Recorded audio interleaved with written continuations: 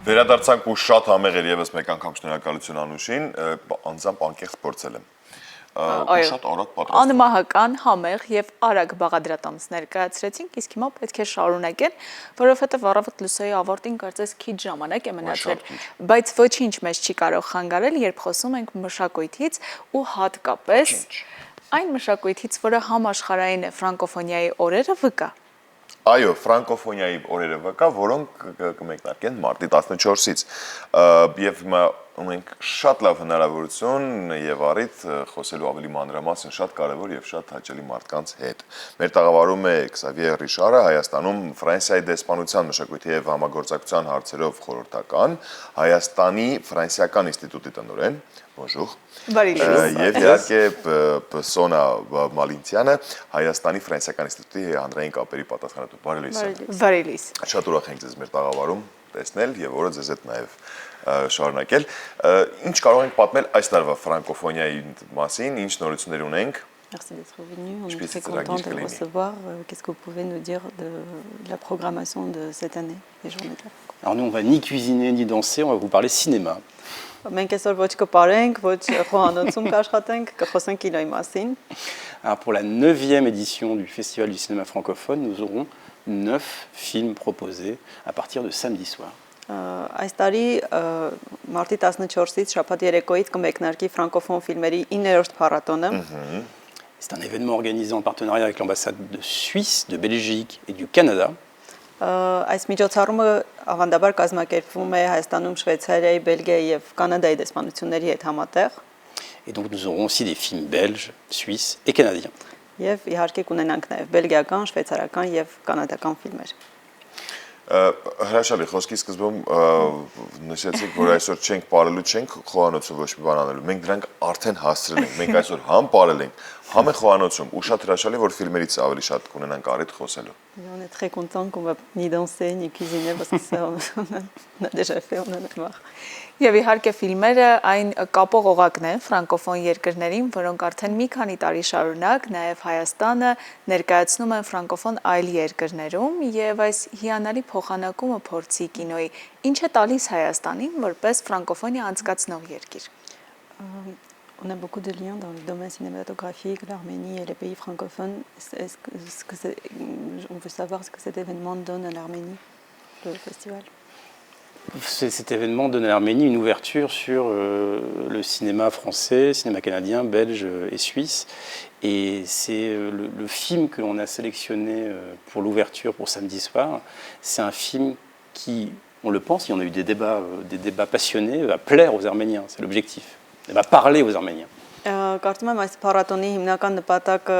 այն է, որ հայ հանրությունը հնարավորություն կունենա տեսնելու վերջերս արտադրված ֆրանսիական եւ ֆրանկոֆոն ֆիլմեր տարբեր երկրներից եւ հենց օրինակ բացման ֆիլմը, որն ընտրել ենք, կարծում ենք հայ հանրությանը շատ դուր կգա եւ տեսնենք։ C'est un film qui tresse deux temporalités, une au 19e siècle où c'est une jeune Normande qui quitte sa Normandie pour s'installer à Montmartre et retrouver sa mère qu'elle ne connaît pas. Ֆիլմը հենց բացման ֆիլմի մասին մի փոքր պատմեմ, երկու տարբեր ժամանակաշրջանների մասին է պատմում, 19-րդ դարի մի ֆրանսուհի, ով Նորմանդիայից իր հայրենի Նորմանդիայից գալիս է Փարիզ, Մոնմարտր իր մորը գտնելու. Et une deuxième temporalité où 4 membres d'une famille qui ne se connaissent pas se découvrent et créent des liens familiaux. Եվ արդեն երկրորդը մեր օրերում, երկրորդ ժամանակաշրջանում պատմական, երբ նրա արդեն հետևորդները, ժառանգները փորձում են հասկանալ, թե ինչ է կատարվել իրենց նախնիի հետ. C'est un bel hommage aux liens familiaux, à la peinture impressionniste, au début de la photographie, et puis à Paris et à Montmartre. Եվ ֆիլմում շատ գեղեցիկ ներկայացվում են լուսանկարչական արվեստի առաջամարտիկներին, այդ թվականների դարաշրջանի Փարիզը, Մոնմարտրը եւ իմպրեսիոնիստական նկարիչներին նաեւ։ Հաշվի առնելով, որ վստահ եմ շատ կարևոր է բովանդակությունը ֆիլմերի, հետաքրքիր է պես դեպքում ինչ ձևաչափով է ընտրվում այն ֆիլմերը, որոնք որ պետք է ֆրանկոֆոն օրերի ընթացքում ցուցադրվեն։ Oui, merci beaucoup de présenter un peu les films. Ça nous intéresse comment les films sont sélectionnés, comment vous choisissez la programmation, quels sont les critères? Alors les critères, il faut que le film soit en français, parce qu'on est quand même dans le festival de la francophonie. առաջին եւ հիմնական չափանիշն այն է, որ ֆիլմը ֆրանսերեն լինի, քանի որ ֆրանկոֆոն ֆիլմերի փառատոն է։ Et des fois, il y a des films qui sont très bien, qui nous plaisent énormément, mais qui ne sont pas vraiment compréhensibles par un public étranger. Հաճախ լինում է, որ նայում ենք ֆիլմեր, որոնք ֆրանսերեն են, լավն են, մեզ շատ են դուր գալիս, բայց որոնք այդքան էլ նախատեսված չեն օտարերկրյա հանրության համար։ Et puis on essaie de montrer des films qui sont un peu diversifiés. Il y aura une comédie, il y aura un film policier, il y aura des films plus sérieux, plus profonds, comme L'étranger, adapté du roman de Camus. Et il y aura un documentaire pour clôturer le festival de la francophonie, le festival du cinéma francophone. Եվ փորձում ենք նաև այնպես անել, որ ընտրանին բազմազան լինեն թե կատակերգություններ, թե դրամաներ, թե դետեկտիվ ֆիլմեր, ունենք նաև ավերագրական ֆիլմ եւ նաև Ալբեր Կամյուի Օտարը վեպի վերջին էկրանավորումը, որը դեռևս չի ցուցադրվել Հայաստանում։ Հիանալի հնարավորություն է բոլորին բացահայտելու ֆրանկոֆոն նոր ֆիլմեր, նոր ձեռագրեր եւ մենք մեր զրույցը այս հատվածում փորձենք ամփոփել, որովհետեւ հիմա ունենք փոքրիկ հոլովակ կապված փառատոնի հետ, որից հետո կվերադառնանք եւ կշարունակենք։ Ֆրանկոֆոն կինոյի 9-րդ փառատոն։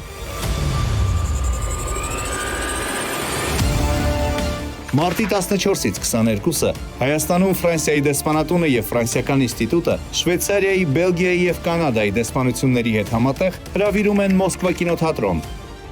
Դիտելու վերջին տարիների արտադրության ֆրանկոֆոն 9 ֆիլմ։ Ֆիլմերը կցուցադրվեն բնօրինակով հայերեն ենթագրերով։ Մուտքն ազատ է։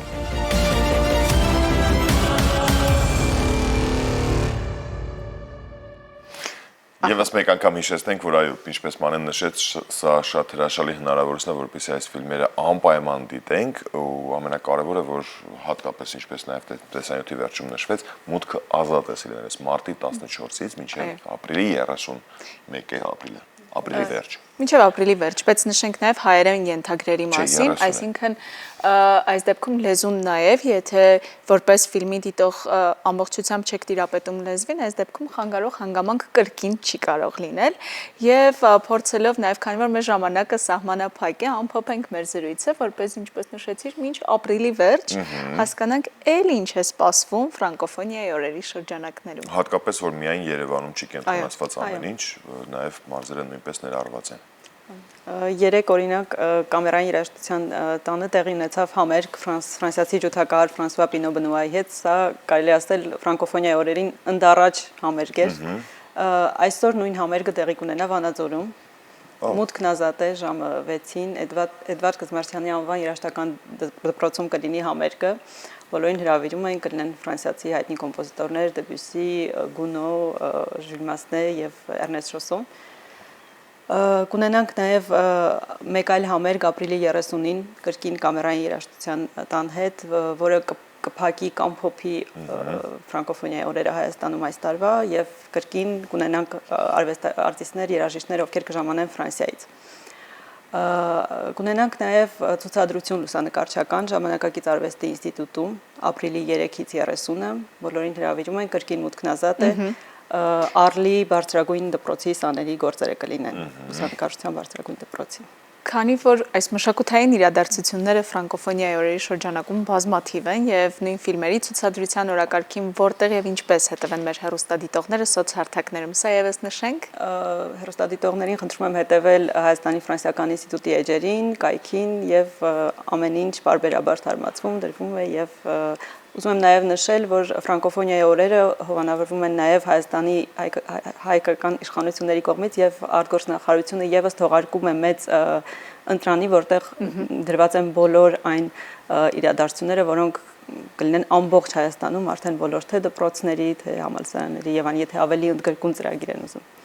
Այնպես որ կարող եք բաց չթողնել սիրելի հեռուստադիտողներ, վստահաբար կգտնեք ձեր հետաքրքրությունները բավարարող մի նախաձեռնություն, որն իրականացվում է ֆրանկոֆոնիայի օրերի շրջանակում։ Շնորհակալ ենք անչափ եւ մաղթում ենք ձեզ համբերություն, որովհետեւ ամեն բան դեռ առջևում է